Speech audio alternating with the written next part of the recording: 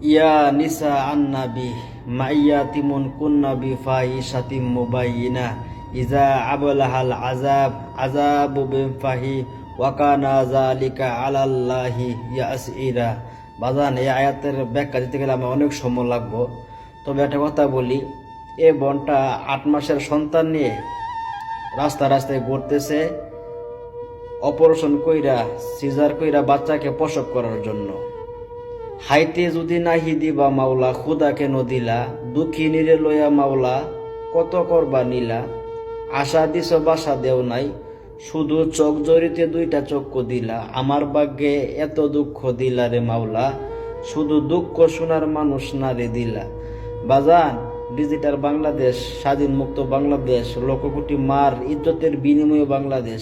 এ বাংলাদেশের মধ্যে গরিবের পাশে 10 টাকা দিয়ে কেউ পাশে থাকার জন্য কোনো মানুষ নাই। এটাই বাংলাদেশ।